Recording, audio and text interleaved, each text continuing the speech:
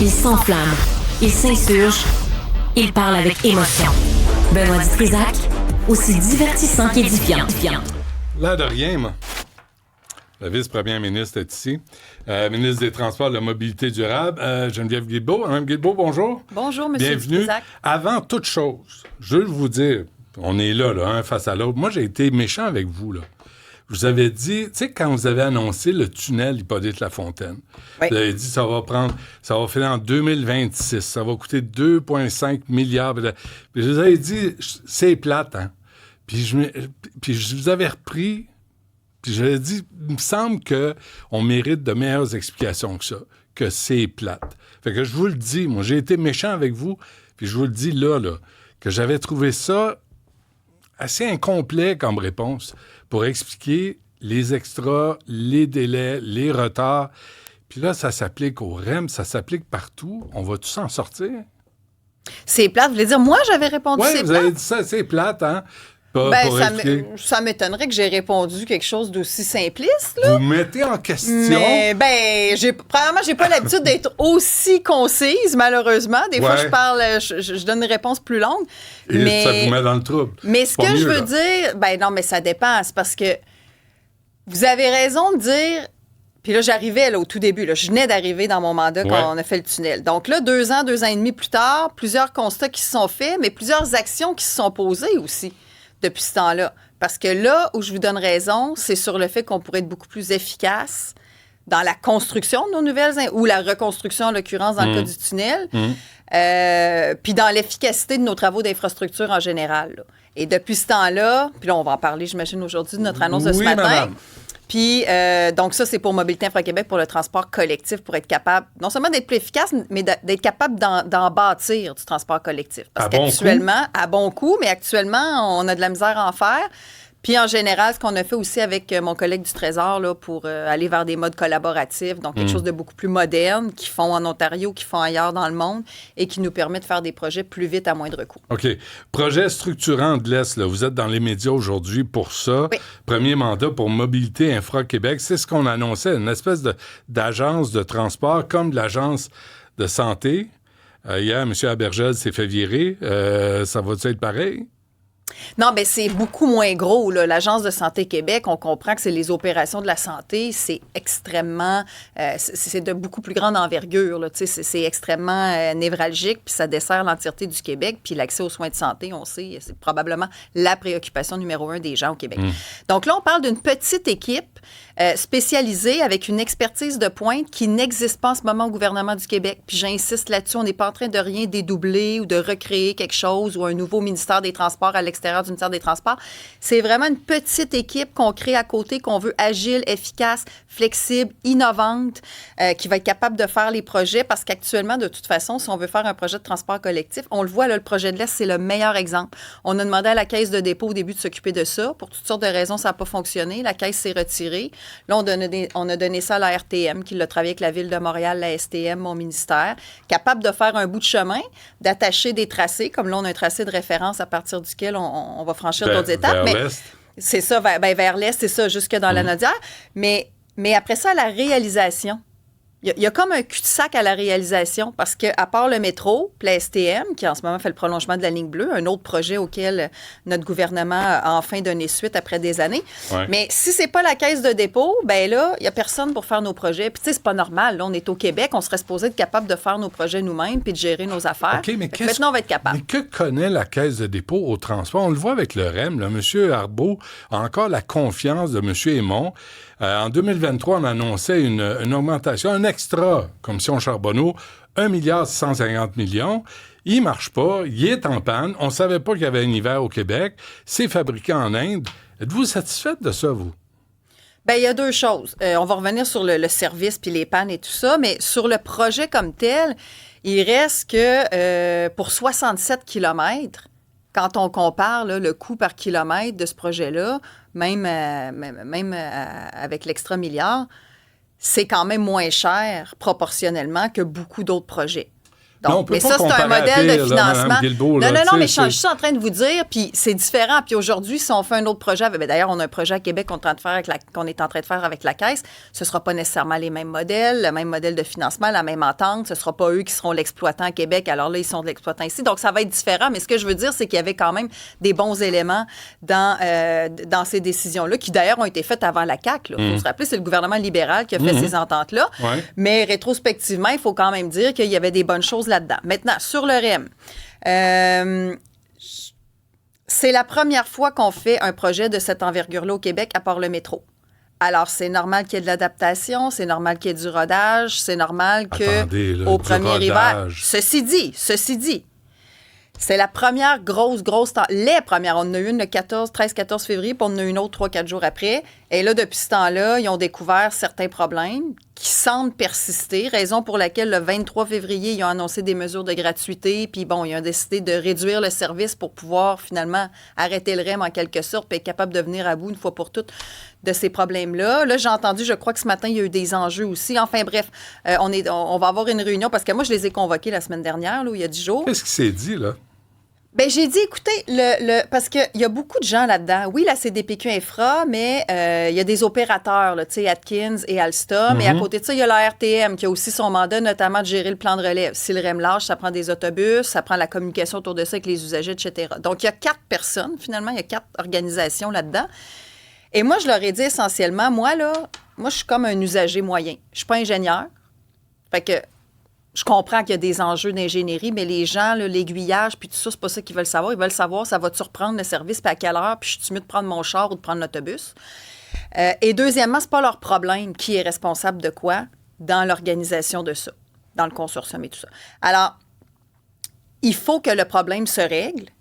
Il faut que quand le REM tombe en panne, le plan de relève soit robuste, soit efficace, soit suffisant. Puis là, on a renforcé notamment avec la STM là, les services. Mme Guilbeault, ça marche pas. Les navettes, là, ça marche pas. Moi, j'habite sur la Rive-Sud, là. Oui. Et puis le REM a saccagé un système qui marchait très bien d'Exo.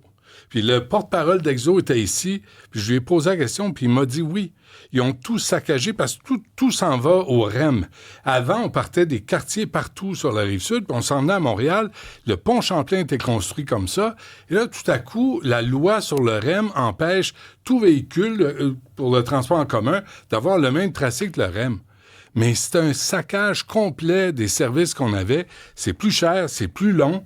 Puis pensez-vous qu'on a juste ça à faire, d'attendre après l'incompétence de la Caisse de dépôt et ses ingénieurs, puis que ça soit Alstom, que ça soit Bombardier, on s'en fout, là. Les gens veulent travailler, veulent aller chercher les enfants, retourner à la maison.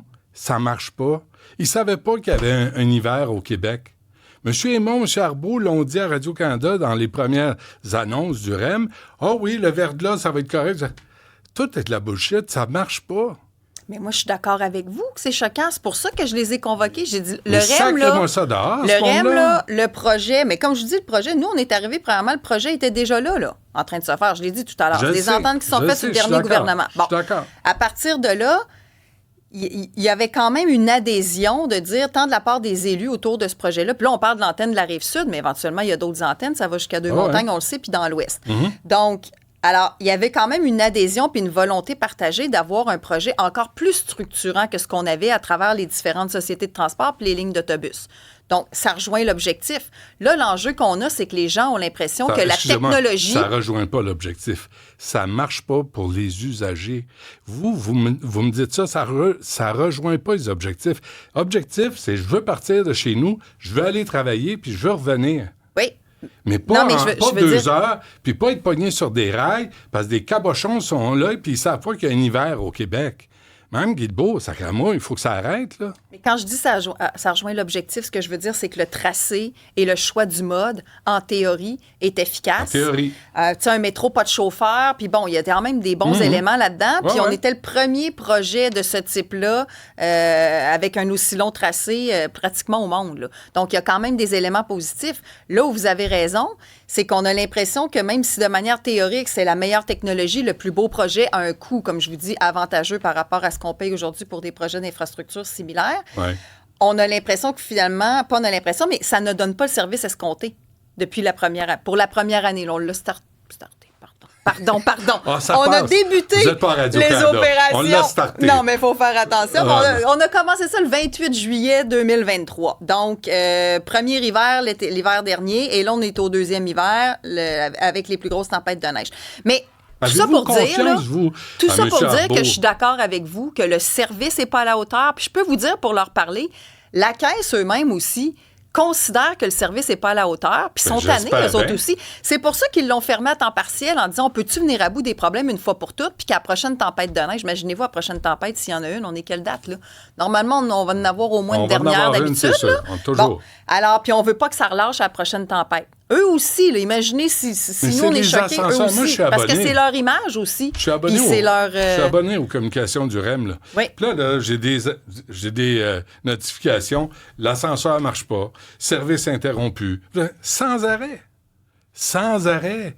Pourquoi c'est le même monde qui travaille là-dessus quand, jusqu'à maintenant, ça n'a pas donné les résultats escomptés? Le même monde, vous voulez dire... Ah, beau! Puis ça gagne. Puis les gens qui sont en charge du REM présentement, ils ont échappé le ballon. Ils vont vous voir. Moi, j'étais sûr qu'ils allaient sortir de votre bureau là, avec une trace de semelle dans le fond de leur pantalon. Je comprends ce que vous voulez dire, mais là, la CDPQ Infra est une filiale de la Caisse de dépôt. Alors, bon... Mais c'est vous là-bas, je veux dire, c'est-à-dire que, oui et non, la façon dont l'entente est faite, tout ça a été fait dans le cadre d'une entente formelle où ils font l'exploitation, eux ont leur partenaire, il y a un système de redevance, il y a un système de partage des coûts. Alors, tout ça a déjà été prévu comme ça. Regardez mais qui après est dans ça, la le chaise, gouvernement là. Contribue financièrement à ce projet-là. Mais Mme Guilbeault, qui est dans la chaise à répondre des actions de la Caisse de dépôt, M. Aymon, M. Arbault, c'est vous? Ben oui, puis c'est ça. Puis qui les a convoqués tous les quatre? Et là, on essaie d'organiser ça pour demain. En tout cas, on va voir. C'est la semaine de relâche. Il y a bien du monde qui sont occupés avec leurs enfants, puis on les comprend. Mais donc, cette semaine, on va se refaire une réunion de suivi par rapport depuis celle que j'ai eue. Parce que là, il y a d'autres ratés. Là, vous me dites, vous êtes abonné aux communications. Je veux savoir où on en est et dans quel horizon on pense avoir réglé ces problèmes-là une fois pour toutes. Parce que moi, je le répète. Vous n'êtes pas abonné au REM? Oui. Sur votre téléphone? Moi, je suis abonné à tout ce que je peux être abonné pour, parce que j'essaie de voir dans la vraie vie comment ça se passe pour savoir où sont les problèmes. Là, donc, vous êtes abonné, vous voyez les mêmes notifications du REM que moi, là? Oui, je suis abonné à tout ça. Et vous ne voulez pas des yeux? J'imagine que oui. Ben oui, mais c'est parce que c'est ça que je vous dis. En même temps, dans la mesure où il y a une panne, là, j'aime autant qu'on ait beaucoup de notifications qui nous informent comme il faut de quoi faire, puis combien de temps ça peut durer, puis tout ça, puis c'est là qu'on va en venir, plutôt que... Parce qu'au début, là, c'était pire. C'est comme il y avait une panne, puis le monde ne savait même pas. Ils étaient enfermés dans le REM, rappelez-vous. Ils ont été enfermés dans le REM, puis on ne savait même pas, là. On va tout sortir d'ici, qu'est-ce qui arrive? Donc, tu sais, bref. Bonne chance pour le REM, oui. À terme, quand ça va bien fonctionner, cette technologie-là, puis un jour, peut-être, je vais revenir ici, là, puis on va avoir mis en service toutes les antennes, puis les gens vont être heureux parce qu'ils vont dire on est capable de se déplacer plus rapidement partout, jusque sur la Rive-Nord, plus à l'ouest, et jusqu'à Sainte-Anne-de-Belleville. Je ne prends pas ma retraite avant ça. C'est correct? Ben, c'est à vous les oreilles, comme disait... J'espère bien. Juste deux. Hey, aujourd'hui, Mme Guilbeault, ça clique, on apprend qu'en 2020, le gouvernement du Québec a dû payer confidentiellement 130 millions de plus. 200 consultants privés appelés en renfort un juge à la retraite pour faire la médiation de tout ça. Étiez-vous au courant? Et là, 2020, moi, j'étais pas ministre des Transports. Non, c'était M. Bonnardel. C'est ça. Alors, moi, cet élément-là, mais là, je vous dirais, puis ça vaut, puis peut-être vous voulez me poser d'autres questions sur ça clique.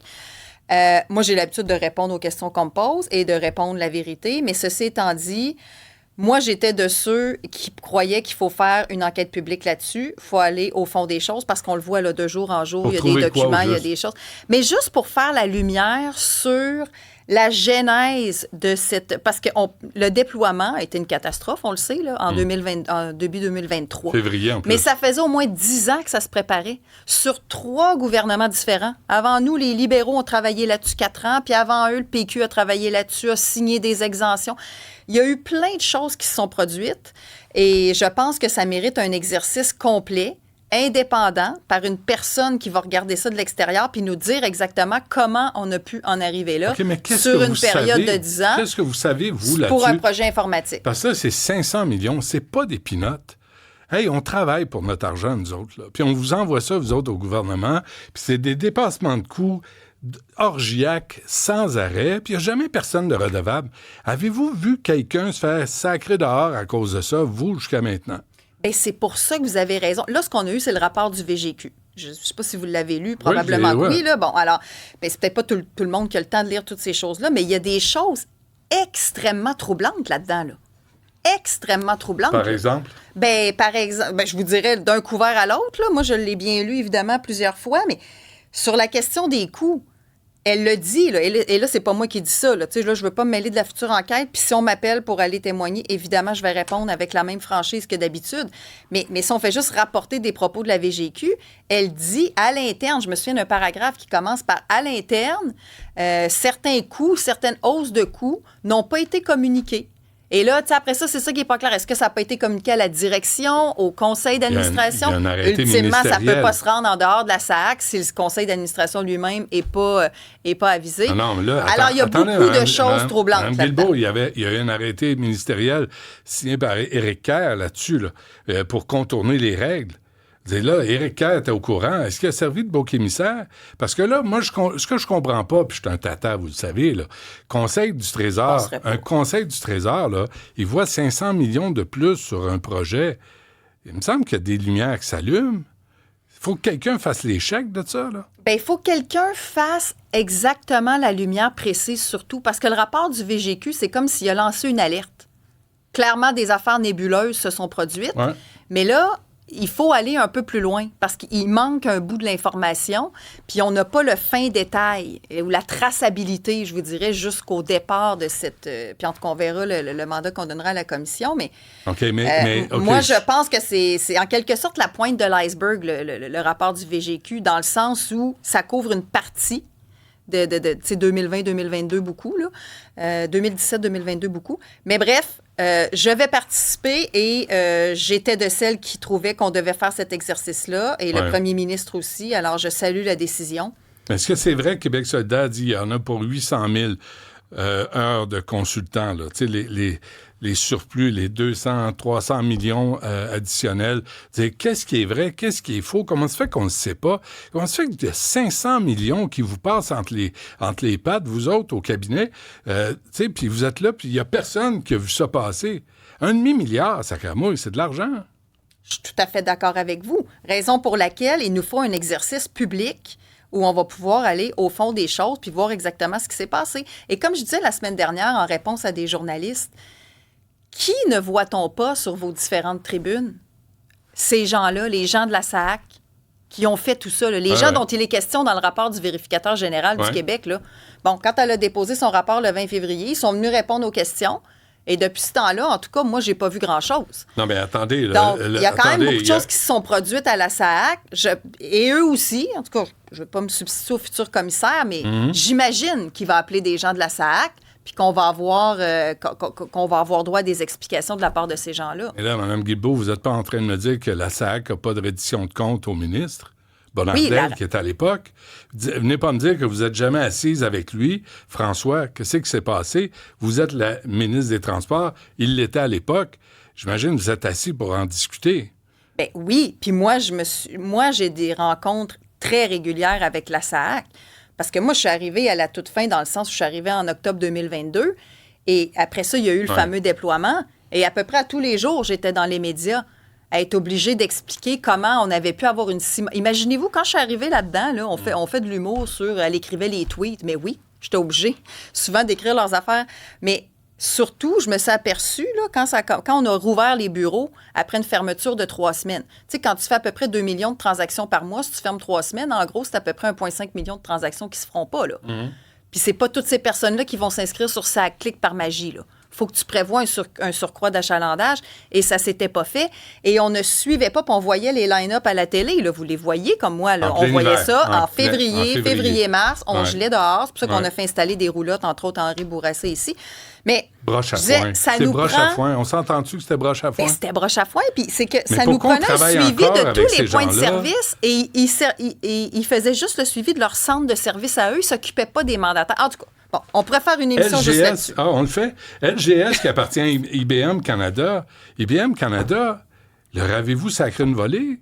Les avez-vous mis au pas? Et est-ce qu'ils sont sur une liste noire? Ils ont fait le paiement Phoenix à Ottawa, puis c'est le bordel pareil. Comment se fait qu'on travaille avec ces gens-là? Mais écoutez, là, la commission d'enquête va pouvoir poser toutes les questions que vous posez aux personnes concernées, puis et cet exercice-là va être public. Ça vous intéresse pas d'avoir la réponse à ça, vous? Bien, au contraire, depuis tantôt, je vous dis que j'ai hâte. Moi, j'étais de celles qui voulaient une commission. On en a une. Vous ne pouvez pas et j'ai hâte, façon de parler. Évidemment, je m'en serais passée. Puis, tu sais, bon. Mais tant qu'à être là-dedans, là, moi, je suis pour la transparence, la proactivité, puis la communication dans la vie.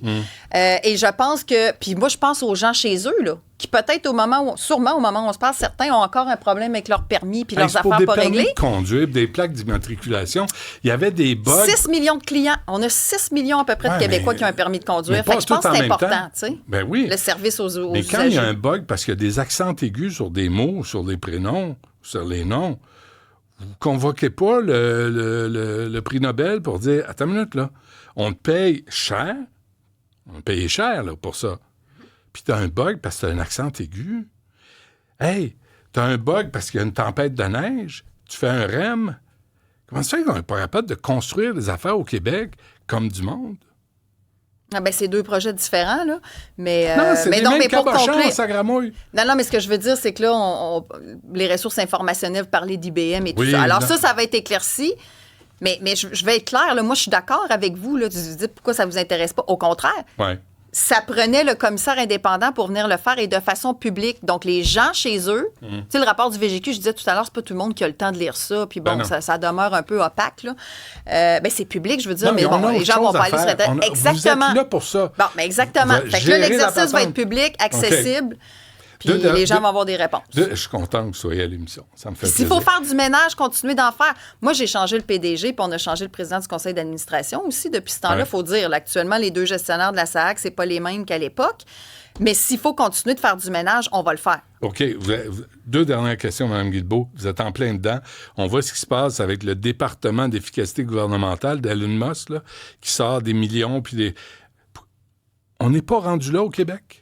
De faire le ménage là-dedans, qui que ce soit, moi je m'en fous, là, mais de voir les programmes qui marchent pas, vous êtes vice-première ministre. Vous voyez, là, on a 360 milliards de dettes au Québec. On a 11 milliards, juste le déficit cette année. Ça ne vous tente pas de vraiment faire le ménage, de mettre une équipe, puis de dire, là, vous avez passé tous les programmes, puis les coins-coins, puis le gaspillage, là, puis le patronage, c'est fini. On va faire le ménage là-dedans. Absolument, puis je vous dirais que c'est un des sujets dont on parle le plus souvent au Conseil des ministres, dont je parle quand j'ai des conversations avec le premier ministre. C'est une de ses priorités, c'est une de nos priorités. Il y a certainement du ménage à faire, mais il y a deux choses différentes. Il y a le ménage dans les programmes, la lourdeur, la bureaucratie, la paperasse et tout ça. Et il y a l'imputabilité. Là, on revient, je fais le lien avec la SAAC, mais donc, il y a des gens payés quand même des bons salaires. Je trouve. Et qui sont confortablement installés dans des fonctions qui ont une incidence importante sur les services publics, donc sur les citoyens qui paient leur salaire, et qui ne sont peu ou pas inquiétés par leur niveau, par le fait d'atteindre ou non les niveaux de performance qu'on attend d'eux. Je résumerai ça comme ça. Okay. Et ça, moi, j'ai toujours trouvé qu'il y avait quelque chose qui était problématique avec l'imputabilité. Mes collègues aussi, le premier ministre est d'accord. Fait que quand je vous dis, le premier ministre aussi fait ces constats-là, alors quand je vous dis que s'il reste du ménage à faire, on va le faire. Vous pensez que ça va compter, le premier ministre? Là. Oui, c'est compté. Puis s'il était ici, je suis assez certaine qu'il serait d'accord avec tout ce qu'on se dit en ce moment. Là. Question quiz pour finir. Vous n'avez rien à gagner parce qu'on est cheap, nous autres. Là. Mais pouvez-vous trouver la réponse au légendaire mystère routier québécois qui fait que si on traverse de l'Ontario au Québec ou du New England au Québec, les routes, tout à coup, sont cabossées, sont trouées, sont nids de poules. Et en Ontario puis au sud, tout à coup, c'est lisse puis c'est beau. Connaissez-vous la réponse à ce mystère-là? Bien, il y a plus de péages aux États-Unis. Déjà en partant, là, on peut dire que, donc, probablement, ils ont accès à plus de financement. Mais je vous dirais, le financement de la mobilité, là, ça aussi, on pourrait refaire une émission juste là-dessus. Le financement de la mobilité est un énorme défi ici au Québec à cause d'une question de densité. On a un énorme territoire au Québec, on en est fiers, on veut l'occuper, on a 17 régions, puis c'est une Mais le fierté. Puis Vermont, bon. le New Hampshire, c'est pas bien. Et on est 9 millions Ouais, pour puis- financer les services dans 17 régions administratives. Mais vous posez Et pas ça la prend question sur la 31 000 qualité du kilomètres. travail? Oui, mais là, la qualité de l'asphalte, le bitume et tout ça, oui. Mais ce que je veux dire, c'est qu'on va toujours être 9 millions. Bien, on va augmenter un peu, oui. là, mais tu sais, bon, La par même rapport au gang. territoire qu'on a, Oui, je le sais. non, mais c'est vrai que c'est pas beaucoup. Ben non, et Parce là-dessus, qu'on c'est veut pas avoir tout- des services publics partout. On Ouais, va avoir ouais. moi, juste le réseau supérieur géré par le gouvernement, c'est 31 000 km de route, plus tous les réseaux municipaux qui, eux, nous demandent de l'argent pour les aider à faire leur voirie locale. Ouais. Puis ça prend des CLSC un peu partout, ça prend des écoles, ça prend des CPE, ça prend beaucoup de choses parce qu'on veut occuper notre territoire. Et je répète, là, c'est une belle fierté pour nous. Sauf qu'en même temps, ça coûte cher. Et si on revient à la mobilité, on veut aussi beaucoup d'aéroports parce que les régions, des fois, sont éloignées. Fait qu'on veut du soutien et des subventions pour des liaisons aériennes. Soit, on a des chemins de fer aussi à entretenir, on a des navettes fluviales, on a des traversiers, parce que pour certains, c'est essentiel le traversier parce que, bon, tu n'as pas nécessairement de pont et tout ça.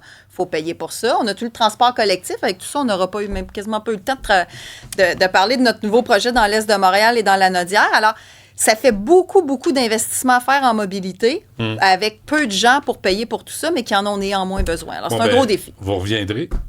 Avec plaisir. Hein, c'est tout. Vous reviendrez. Fait plaisir. Geneviève Guilbeault, vice-première ministre et ministre des Transports et Mobilité durable. Bonne chance. Vous n'avez dans votre assiette. On s'arrête là-dessus. Nous, on se reparle demain, 11h.